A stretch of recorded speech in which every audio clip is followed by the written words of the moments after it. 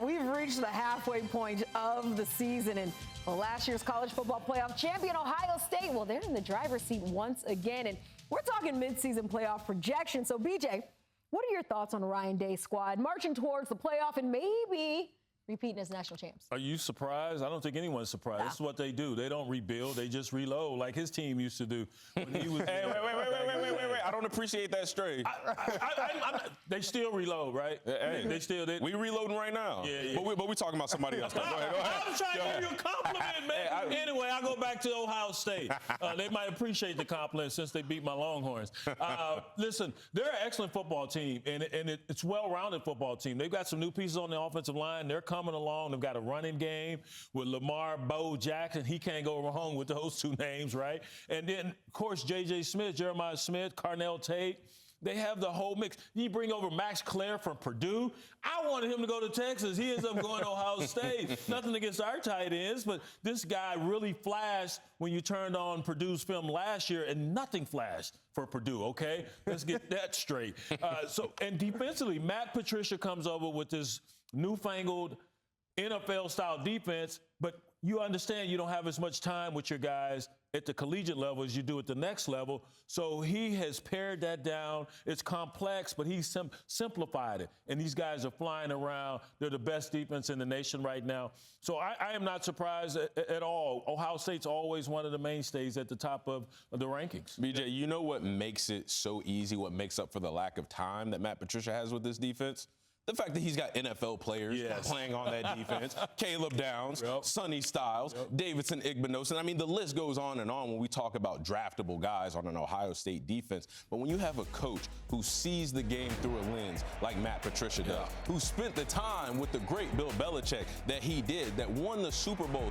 Listen, he wasn't playing and coaching and scheming against college quarterbacks majority of his career. It was the premier quarterbacks in the National Football League. So, of course, whenever he brings that scheme to college, he's going to have a lot of success. And guess what? I bet that also helps out Julian Sayin. Because guess what? He's got to go up against that defense every single day at practice. You know what made me so good at Alabama? The fact that I had to go bang with Reuben Foster every day at practice, Minka Fitzpatrick, Dalvin, all the guys. Right. So that it works twofold. And then again, you look at this Ohio State offense. What has Julian Sayin been doing? Exactly what he needs to. He's not going out every time and looking for 4. He's looking for the open guy, whether it's 20 yards downfield or whether it's 5 yards downfield. He's using the backs and the checkdowns. He is doing and playing the game at a level that we would expect veteran quarterbacks to be doing. And Adam, jump in here real quick. But Adam, salient point. And you know what helps saying? You got a superstar in JJ who's not saying, hey, get me the ball. Come on now. Yeah. He's a team player. And there's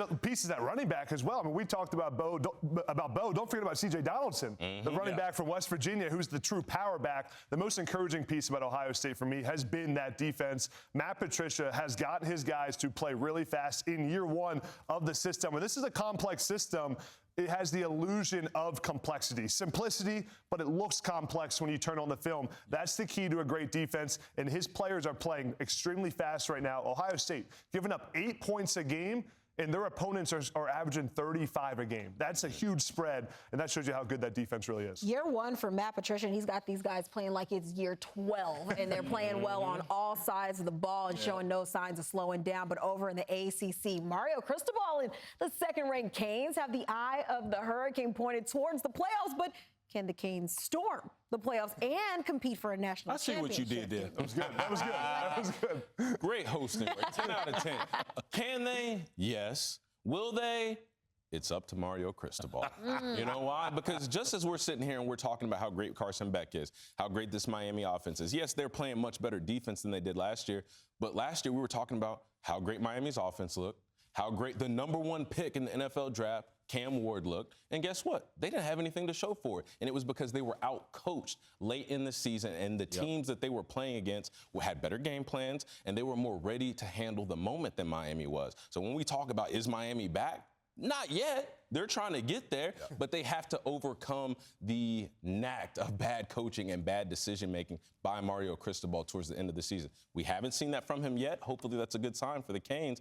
But when you look at their schedule, they should have no problems getting to the ACC championship, getting to the college football playoffs. And sometimes all you need is a fresh start. That's it. For Carson Beck, he's playing with so much confidence right now at Miami. It almost was like he wasn't fully appreciated at Georgia, and now comes to Miami, and that city has embraced him. He's playing confident football. He's been accurate with the football, hasn't turned it over and had those issues that he had when he was at Georgia. He has those playmakers down the field. But the best part to me has been that Miami offensive line. Mario Cristobal has built this offensive line to be big and physical. That's Cristobal's background as an offensive line coach, and that's what's changed with Miami. They used to be soft up front. Let's be very blunt about it. They are now one of the most physical teams in college football. That's where you win. You can have all the bells and whistles you want, and if you can't block, you can't tackle, you're not going to win anything, and you're correct. That offensive line and defensively, Messador, Bain, those guys are a force.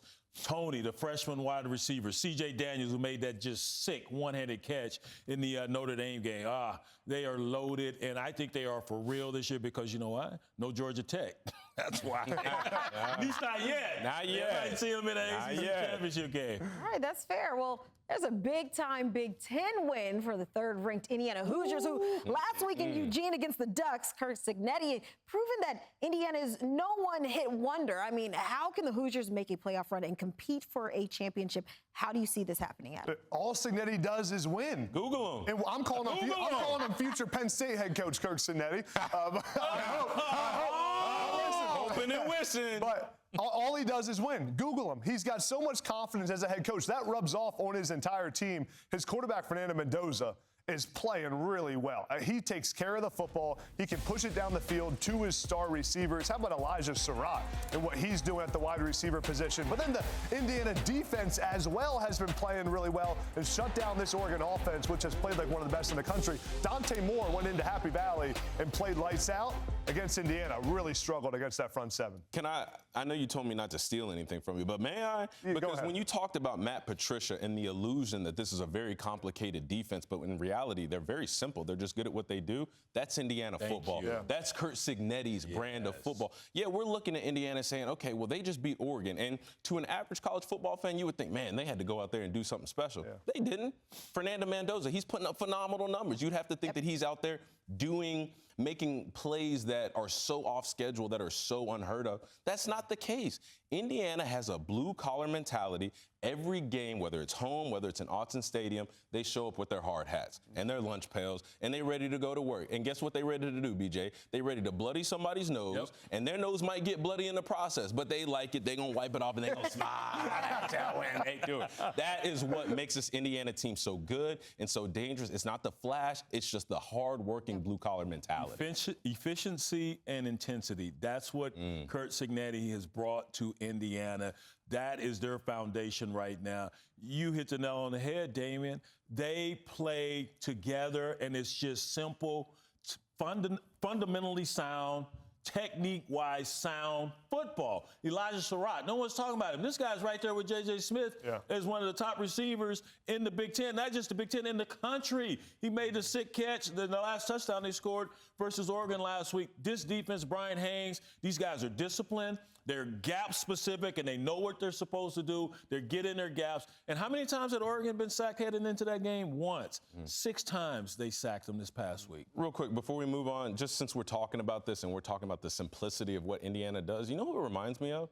The New England Patriots. That's what it reminds me of. Kurt Cignetti, Bill Belichick. Do your job. Fernando Mendoza, Tom Brady. It's not flashy. It's nothing to make a spectacle of, but it's efficient, it's intense, and you can't match it. And that's what's working so well for Indiana. Everybody knows their job. And I've been sitting there watching football all week, and we yell at the TV because set the edge. Nobody louder than BJ. Strike and shed.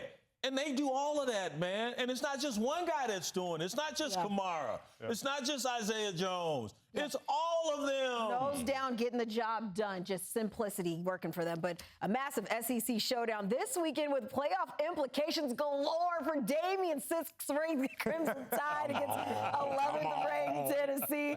Damien, just tell me, how important is the third Saturday in October for the Tide's playoff hopes? Listen, I'm going to take my CBS hat off for a second, and I'm just talking ball for a second. when you talk about Alabama and Tennessee, I know there's playoff implications. I know there's SEC championships that you want to go to. There is no bigger game than the third Saturday in October. Auburn is not our biggest rival. LSU is not our biggest rival. The newfound Georgia rivalry is not our biggest rival. It is when Nick Saban, around this same time, every single year, you know what he used to tell us? They're going to ask you 3 questions whenever you leave here. Did you get your degree? How many national championships did you win? How many times did you beat Tennessee? And I am lucky and blessed to sit here in front of you, BJ, and tell them I beat them all 4 times. All 4 times. And I did it in a way that when you watch this Alabama team, they do it the same way. They're good at the quarterback position. Jam Miller, the way he's bringing new life to this offense in the run game. The unexpected receivers, Jeremy Bernard, Isaiah Horton stepping up, making a name for themselves in the slight absence of Ryan Williams. And then we're not even talking about this defense the way that we should be. LT Overton, the way that he had himself a day against Missouri, the way that they made Ahmad Hardy look pedestrian last week. The leading rusher in the country, that's how they win football games like this. So, yes, Kiana, to answer your question, there are implications for the playoffs involved. There are SEC championship aspirations that hang in the balance. But I can tell you, if you live in either Knoxville or you live in Tuscaloosa, you do not want to lose this game. No, you do not. I know the feeling. Damien, I think you got to give Kalen DeBoer a ton of credit Come on, for what give it to he's him. done after losing to Florida State, now won 5 games in a row. The noise was getting pretty loud after that Florida State game with Kalen DeBoer, but he is a winner. He did it at Washington. He did it with less talent. Now he has that talent, and Ty Simpson's playing really good football at the quarterback position. 200 yards last week, 3 touchdowns. He's going to become a Heisman Trophy favorite as the weeks go on. Well, he didn't even have his big guys, Ryan Williams or Jeremy Bernard, do the dirty work for him, or I say the spectacular work in the passing game. It was others. That shows you how deep they are in that wide receiver room. But Tennessee, those wide receivers, Brazel and company, they will test this Bama secondary. It should be a fabulous affair. Guys, I'm just going to say, time flies when you're having fun as we're talking mid-season playoff implications, and we'll see how everything takes shape.